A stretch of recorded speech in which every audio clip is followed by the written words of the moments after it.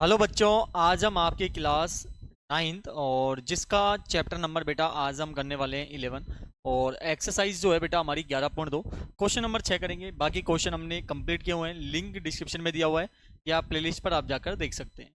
तो आज का जो क्वेश्चन है बेटा यहाँ पर हमसे कहा गया है क्वेश्चन नंबर 6 में कि उस गोले की त्रिज्या हमें ज्ञात करनी है जिसका पृष्ठीय क्षेत्रफल आपको दिया हुआ है। क्वेश्चन नंबर 5 तक हमने समझ लिया है कि गोले का एक्चुअल मतलब होता क्या है। ठीक है, तो आज हमसे क्या कहा गया है कि गोले का पृष्ठीय क्षेत्रफल आपको दिया हुआ है, तो आप यही लिखोगे गोले का पृष्ठीय क्षेत्रफल, जिसका फॉर्मूला हमने पढ़ा था पहले भी, 4 पाई r² होता है। ठीक है ना, क्या होता है बेटा? 4 पाई r² होता है। अब यहाँ पर आपको क्षेत्रफल इसका दिया हुआ है 154 बराबर 4 गुणा पाई का मान रख देंगे 22/7 और त्रिज्या हमारे पास नहीं है तो r की पावर 2 लिख देंगे। ठीक है बेटा, जब त्रिज्या नहीं है तो हम r को सेम लिख देंगे। अब क्या करेंगे, देखो 22 से ये पूरा कट जाएगा बराबर में कितनी बार 7 बार कट जाएगा। ठीक है ना, 7 बार कट जाएगा। अब यहाँ पर कुछ नहीं बचा तो 7 लिख देंगे। यहाँ पे 7 ही बचा है, यहाँ पे 4/7 r की पावर 2 बच गया। नीचे 1 लगा लो। क्या करोगे, ब्रज गुणा कर दो, क्रॉस मल्टीप्लाई। 7 को 7 से गुणा करोगे 49 आएगा और 4 को 1 से गुणा करोगे 4r² आ जाएगा। r² को बाहर कर दो, गुणा किसमें चल जाएगा बेटा? भाग में यहाँ पर चला जाएगा। यहाँ से पावर 2 हटा दो, सामने लग जाएगा वर्गमूल। तो 7 का कितना होता है? 49 का 7 होता है, 7 7 49। और 4 का कितना होता है बेटा? 2 होता है, 4 2 दूनी 4। ठीक है, तो इस प्रकार जो हमारा क्वेश्चन नंबर, इसमें क्या फाइंड करना था? केवल हमें त्रिज्या ज्ञात करनी थी। तो यहाँ पर जो त्रिज्या होगी वो 7/2 सेंटीमीटर में हमारा आंसर हो जाएगा। और इस प्रकार हमने क्वेश्चन नंबर 6 को कंप्लीट कर लिया है। अगले क्वेश्चन में बढ़ते हैं बेटा। अगला क्या है? चंद्रमा का व्यास। चंद्रमा का व्यास पृथ्वी के व्यास का लगभग 1/4 है। इन दोनों के पृष्ठीय क्षेत्रफलों का अनुपात ज्ञात करना है।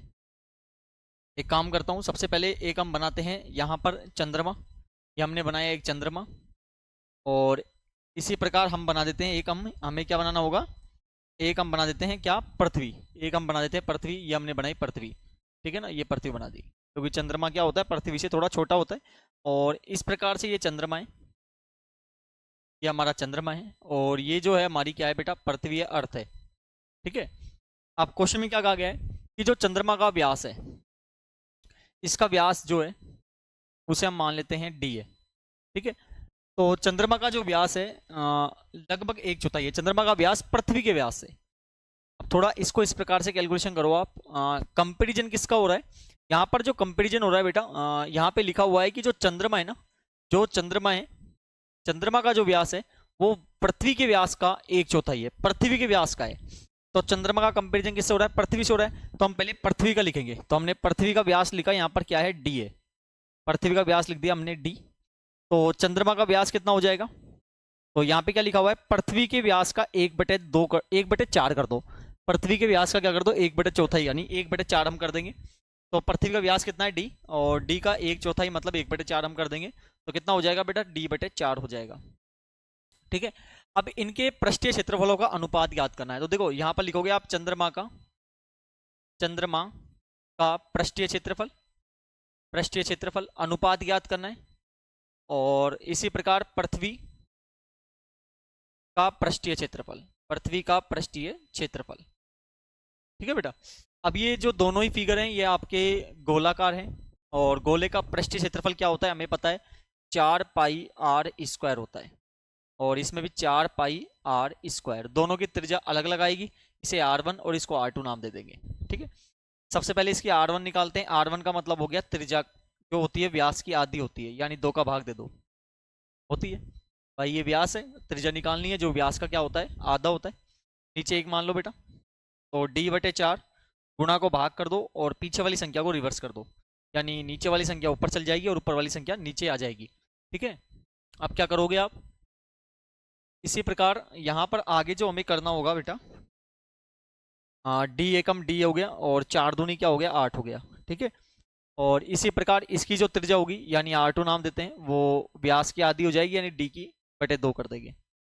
अब देखो 4 से 4 कट गया, पाई से पाई कट गया। इसकी जो r1 है, इसकी जो त्रिज्या है वो कितनी है बेटा? वो है d/8, तो d/8 की पावर 2 कर देंगे। और इसकी जो है बेटा वो है हमारी कितनी? d/2 है, तो d/2 का पावर 2 कर देंगे। तो d/8 कितनी बार गुणा करना है, 2 बार गुणा करना है। और इसी प्रकार d/2 को कितनी बार गुणा करना है बेटा, 2 बार गुणा करना है। ठीक है, d से d कट गया, d से d कट गया, 2 से ये 4 बार कट गया और 2 से ये 2 बार कट गया। तो ऊपर कुछ नहीं बचा तो 1/2 8 16, और इधर भी ऊपर कुछ नहीं बचा तो 1, और यहाँ पर कुछ नहीं बचा, नीचे भी कुछ नहीं है तो 1 लिख देंगे। ब्रज गुणा कर दो, तो 1 को 1 से गुणा करोगे 1 आ जाएगा अनुपात, और 1 को 16 से गुणा करोगे कितना आएगा, 16 आएगा। तो इसका आंसर क्या हो जाएगा बेटा, 1:16। इस पॉइंट का हमारा आंसर यहाँ पर हो जाएगा। ठीक है ना। और इस प्रकार हमने जो आपका क्वेश्चन है 7वां कंप्लीट कर लिया है। और अगले क्वेश्चन में बढ़ते हैं बेटा। एक अर्धगोलाकार कटोरा है, एक अर्धगोलाकार कटोरा, देखो ये कटोरा बन गया अर्धगोला का। ठीक है, इसमें जो आपको दिया हुआ है इसका जो मोटाई है, यानी इसकी जो मोटाई है, ये मोटाई हम मान लेते हैं, इसकी जो मोटाई है बेटा ये वाली, ये 0.25 सेंटीमीटर है। ठीक है ना। और साथ में स्टील से बना हुआ है ये एक। इस कटोरे का आंतरिक त्रिज्या, इसकी जो आंतरिक त्रिज्या है बेटा वो कितनी है, 5 सेंटीमीटर त्रिज्या, ये आपको दी हुई है, त्रिज्या दी हुई है।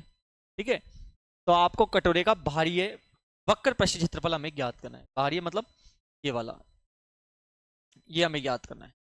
तो हम क्या ज्ञात करेंगे, कैसे ज्ञात करेंगे, तो इसे हमें ज्ञात करने के लिए बेटा क्या करना होगा, बिल्कुल आसान है, कुछ भी नहीं करना, जैसे फॉर्मूले में हमसे बोला गया है वैसे ही हमें क्या करना होगा, इसको कैलकुलेट यहाँ पर करना होगा। तो यहाँ पर ध्यान दीजिए, हमें बाहरी मतलब ये यहाँ तक का ज्ञात करना है। अब देखो यहाँ तक का जो है त्रिज्या कहाँ तक की दी हुई है, आपको त्रिज्या यहाँ तक की दी हुई है, यहाँ तक की हमें लेनी पड़ेगी। अब देखो त्रिज्या जो निकालोगे आप तो 5 सेंटीमीटर तो वो गई, और ये कितनी है बेटा 0.25 है, तो 0.25 इसको जोड़ दो, कितना हो गया 5.25 सेंटीमीटर हमारा हो गया। इस प्रकार हमें करना है। ठीक है, अब इस गोले का बाहरी वक्र पृष्ठ ज्ञात करना है। मैंने बताया था कुल तब लगता है जब आपके, वैसे भी दिया हुआ है वक्री बोल रहा है तो हम डायरेक्ट लगाते हैं ना। तो अर्धगोले का आप लिख दो, अर्धगोले का वक्र पृष्ठीय क्षेत्रफल, वक्र पृष्ठीय क्षेत्रफल क्या सूत्र होता है बेटा, पढ़ा था हमने, 2πr² होता है, 2πr² होता है। तो 2 गुणा पाई का मान 22/7 हो जाएगा। त्रिज्या कितनी है बेटा 5.25, तो इसको 2 बार हम लिख देंगे 5.25 को।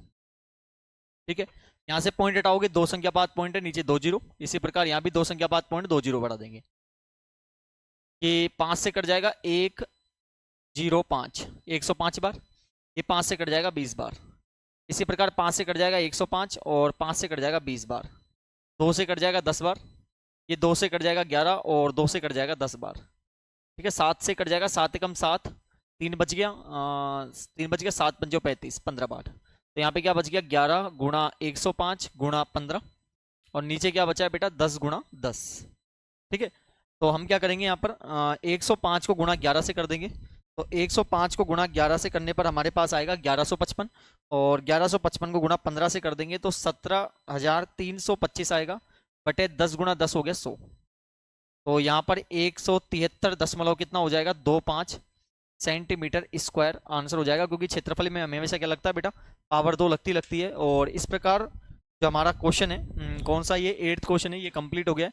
और इसी प्रकार अगले क्वेश्चन में बढ़ते हैं बेटा। अगला क्या है, एक लंबवर्तीय बेलन की त्रिज्या r वाले एक गोले का पूर्णतया घेरे हुए ये जो बेलन है। अब बेलन क्या है, ये जो फिगर दिखाई दे रहा है बेटा ये वाला, अंदर जो है ये तो गोला है, और ये जो बाहर जो इस टाइप की संरचना बनी हुई है ये बेलन है। इस बेलन की है आपको त्रिज्या दी हुई है, इस बेलन की त्रिज्या हमें दी हुई है। त्रिज्या कितनी दी हुई है बेटा, त्रिज्या को हमें r से बोला गया, r लिखना है। ठीक है ना। इस गोले को पूर्णतः घेरा हुआ है, तो हमें पहला ज्ञात करना है गोले का पृष्ठीय क्षेत्रफल। क्या ज्ञात करना है, गोले का पृष्ठीय क्षेत्रफल। क्या सूत्र होता है बेटा, हमने पढ़ा हुआ है 4πr² होता है। ठीक है, 4πr² होता है। अब यहाँ पर देखो पाई तो ठीक है हमें पता है, r का दिया हुआ है, r हमें बताया। देखो बेटा ध्यान समझना, जितना इस बेलन की त्रिज्या है उतनी त्रिज्या इस गोले की भी होगी, क्योंकि ये इसके अंदर ही घिरा हुआ है। समझ रहे हैं आप। तो इस प्रकार इसका जो आंसर होगा वो यही हो जाएगा 4πr², क्योंकि त्रिज्या की जगह r की जगह r ही रखना है आपको। तो पहला पॉइंट आपका हो गया। दूसरा क्या है बेटा, बेलन का वक्र पृष्ठीय क्षेत्रफल, वक्र पृष्ठीय क्षेत्रफल जिसका सूत्र होता है बेटा क्या, हमने पढ़ा था 2πrh होता है। ये सब मैंने क्लियर किए हुए हैं बेसिक में।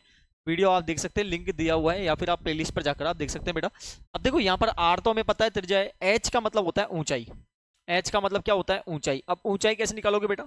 ऊंचाई निकालने के लिए देखो त्रिज्या जो है ना वो यहाँ से यहाँ तक की है, तो ये त्रिज्या है, तो इस पूरे को निकाल देंगे तो जितनी ये पार्ट है उतना ही पार्ट यहाँ पे होगा। तो आर और आर कितना हो गया बेटा? आर और आर कितना हो गया? 2r हो गया। तो ऊंचाई कितनी हो जाएगी? ये 2r के बराबर हो जाएगी। समझ रहे हैं आप बेटा? त्रिज्या चाहे ऐसे ऐसे खींच लो चाहे ऐसे कैसे खींच लो, तो यहाँ से लेकर और यहाँ तक का जो पार्ट है वो त्रिज्या है, और यहाँ से लेकर यहाँ तक भी क्या हो जाएगी? त्रिज्या हो जाएगी, ये पूरी यहाँ तक की। तो क्या हो जाएगा? आर और आर कितना हो गया? 2r हो गया। तो 2 पाई का पाई, आर का मान कितना है? आर का मान आर है, त्रिज्या त्रिज्या ही है, और एच कितनी आई हमारे पास? 2r आ गई अभी। तो 2 को 2 से गुणा कर दो, 4 पाई आर कितना हो गया? आर और आर कितना हो गया? 2, तो पावर 2 लगा दो। ठीक है।